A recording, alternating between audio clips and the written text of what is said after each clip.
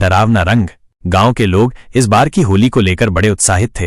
रंग, गुलाल और गुजियों की खुशबू हर गली में फैल रही थी। लेकिन इस बार गांव के बुजुर्गों के चेहरों पर एक अजीब सी घबराहट थी। पंडित रामलाल ने कई बार टोका था, इस बार पूरन कुंड पर कोई रंग खेलने मत जाना।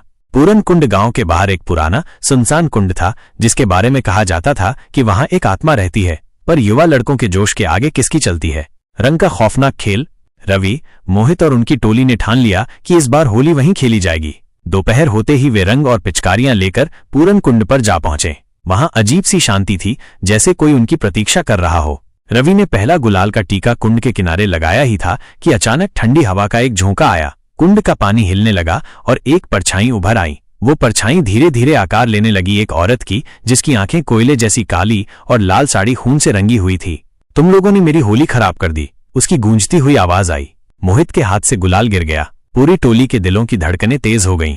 परछाई धीरे धीरे उनकी ओर बढ़ रही थी। तभी गांव के पंडित रामलाल मंत्र पढ़ते हुए वहां पहुंचे और चिल्लाए, भागो यहां से, ये पूरन कुंड की चुड़ैल है जो हर साल होली पर अपने साथ किसी को ले जाती है। बचाओ या फिर। लड़के उल्टे पांव दौड़े। जब उन्होंने पीछे मुड़कर देखा तो वो औरत धीरे धीरे पानी में समा रही थी, मगर उसकी जलती हुई आंखें अब भी उन्हें घूर रही थीं। अगली सुबह गांव में होली मनाई जा रही थी, पर रवि और मोहित अब भी सदमे में थे। तभी किसी ने आवाज दी, अरे ये लाल साड़ी किसकी है। उन्होंने देखा, कुंड से ठीक उनके दरवाजे तक लाल साड़ी का एक टुकड़ा पड़ा था, जैसे कोई अब भी उनका इंतजार कर रहा हो। सीख, इस होली पर ध्यान रखना, कहीं तुम्हारे आसपास कोई अदृश्य परछाई रंग खेलने न आ जाए।